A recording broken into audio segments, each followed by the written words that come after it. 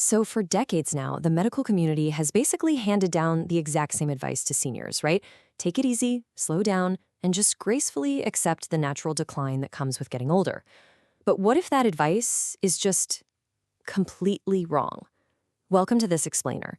Today, we're diving into some of the absolute most groundbreaking longevity research of the past decade.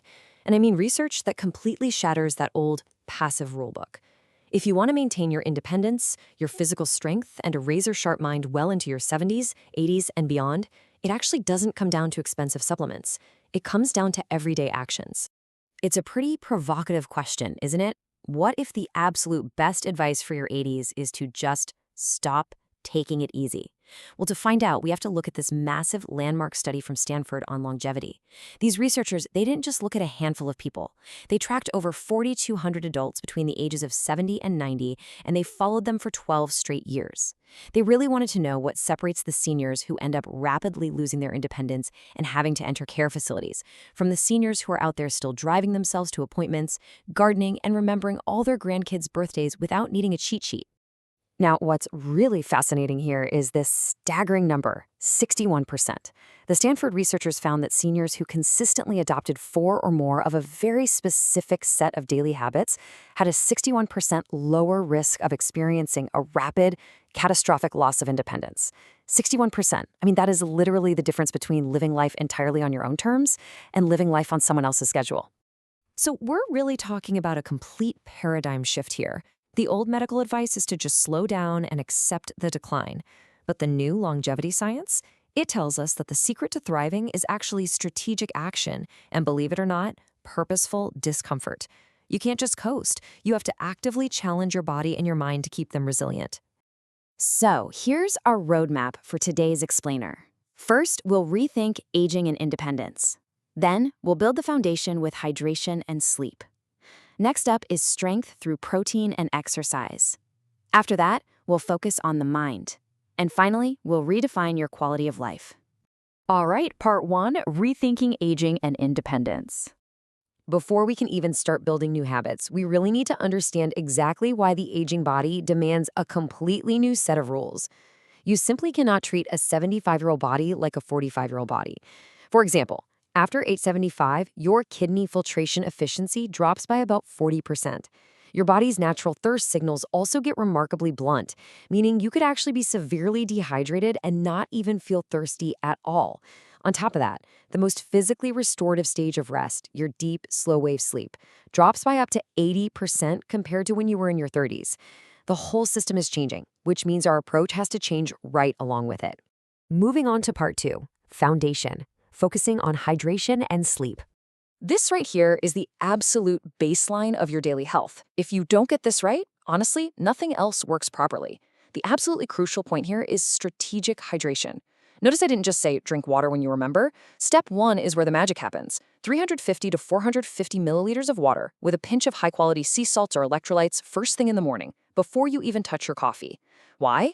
Because older kidneys really struggle to retain sodium, and without it, water just flushes right through you instead of actually hydrating your cells. I have to tell you about 81-year-old Margaret. She was constantly suffering from afternoon brain fog, dizziness, and fatigue. It turns out she wasn't severely dehydrated, just chronically, slightly underhydrated.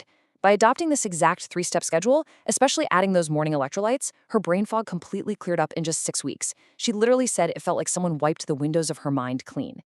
Now let's talk about sleep and see how this builds our foundation. Because of that 80% drop in deep sleep we just talked about, we absolutely have to optimize our environment perfectly. Highly independent seniors, they don't just sleep longer, they sleep consistently. They go to bed and wake up within the exact same 30-minute window every single day. They keep their room cool around 18 to 20 degrees Celsius, which is about 64 to 68 Fahrenheit, because aging bodies really struggle to regulate temperature at night. And 0 screen time an hour before bed.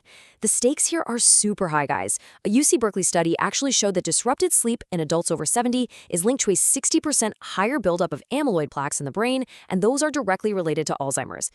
Now, here is a really powerful synergy to pair with that sleep schedule: parasympathetic activation. By simply doing 10 minutes of slow, deep belly breathing before you go to bed, you actively engage the body's rest and repair system. Studies show this active breathing practice can lower nighttime cortisol, which is your main stress hormone, by up to 22%. It makes falling into and staying in that elusive deep sleep significantly easier for older adults. All right, part 3, strength, diving into protein and exercise. Okay, we need to break down some really dangerous misconceptions about muscle maintenance. Have you ever heard people say that older folks just don't need to eat as much protein? Let me tell you, that is one of the most toxic nutritional myths out there. It all comes down to something called anabolic resistance. As we age, our muscles literally become resistant to the signals of protein and exercise. So to get the exact same muscle building effect as a 30-year-old, a person over 75 needs 50 to 75% more dietary protein per kilogram of body weight. If you eat less, you just accelerate a dangerous muscle-wasting process called sarcopenia, which dramatically increases your risk of falls and winding up in the hospital. So how do we actually fight back against this? Well, you can't just eat one massive steak at dinner and call it a day. An aging body can only synthesize about 35 to 40 grams of protein in a single sitting. You have to spread it out. We're talking 30 grams at breakfast, 30 at lunch, and 30 at dinner. Take 78-year-old James, for example. He had lost 8 kilos, mostly muscle, and his grip strength had completely plummeted. His doctors told him it was just normal aging. Well, it wasn't. By restructuring his diet to hit these protein targets at every single meal, James regained 5 kilos of muscle in just 12 weeks. His grip strength shot up into the top 40% for his age group, and he proudly carried all his own groceries for the first time in 2 years. That is the power of protein. But here's the catch. Protein needs a signal to tell the muscle to grow, and that means resistance exercise, ideally twice a week. Now let me be very clear. This does not mean you have to go to a gym and start deadlifting heavy weights. Not at all. We are talking about highly accessible movements. Think resistance bands, which are super gentle on the joints, wall push-ups, light dumbbells, or even intentionally carrying your groceries like James did. And here is a great synergy for you. Do this exercise and consume your protein within 30 minutes of finishing, alongside a source of vitamin C, like bell peppers or a squeeze of lemon juice. The vitamin C aids collagen synthesis, which keeps your joints and connective tissues strong, right alongside those muscles. Moving on to part 4, mind, covering social and cognitive habits. These are the habits that truly dictate your brain health and your cognitive longevity. According to some massive data out of Brigham Young University, chronic social isolation carries the exact same mortality risk as smoking 15 cigarettes a day. Let that sink in for a second. Loneliness increases dementia risk by 41% and literally floods the brain with inflammatory markers. Consider the story of 83-year-old Dorothy. She had really withdrawn from society after losing her husband, and her cognitive decline was rapid and measurable. But her doctors didn't just prescribe a new drug, they actually prescribed a social schedule. They had her join a weekly book club, do daily 20-minute phone calls with family, and volunteer twice a week. 8 months later, her cognitive scores returned almost entirely to her baseline. Social interaction isn't just a luxury, guys. It is a biological necessity. Which brings us to arguably the #1 most powerful habit of all, and crazy enough, it's practiced by fewer than 12% of seniors. It's all about building cognitive reserve. Think of this as your brain's resilience buffer. You see, as we age, our brains naturally want to conserve energy by only doing familiar things. But leaning into only what's familiar actually drains your cognitive reserve over time. To build it back up, you must engage in purposeful, active learning that puts your brain in a state of productive discomfort. I'm not talking about passively filling out crosswords here. I'm talking about learning a brand new language, picking up a musical instrument, or mastering a really complex new recipe totally from scratch. Now, let's look at how we can supercharge this with what I like to call the ultimate brain synergies. First up, try combining social interaction with light physical activity, like joining a walking group. This creates a massive spike in something called BDNF, which is basically miracle fertilizer for your brain cells. Second, combine your new daily cognitive challenge with omega-3s, specifically DHA from things like fish oil or salmon. DHA acts like the soil that allows new neural connections to actually grow. Just look at 79-year-old Robert. He was a retired engineer who felt his mind slipping a bit. So he took up oil painting, something he was terribly uncomfortable with at first. Within 18 months, he had painted 23 canvases, joined a local art group, and saw a measurable improvement in 3 different cognitive domains. He didn't just maintain his brain. At 79 years old, he actually improved it. And finally, part 5, redefining your quality of life. We really need to remember the ultimate goal of all these science-backed interventions. It is not despite your age, but in dialogue with it.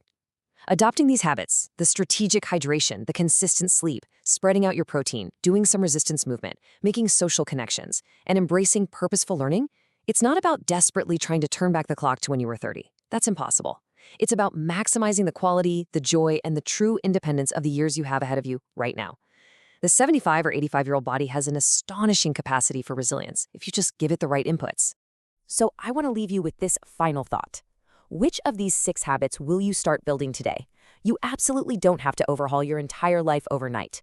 Just pick one habit. Maybe it's having a glass of electrolyte water every morning, or finally joining that social walking group, and start implementing it immediately. The science clearly shows it is never, ever too late to begin. Profound independence is a choice you make every single day. So what will your first choice be? Thank you so much for joining me for this explainer.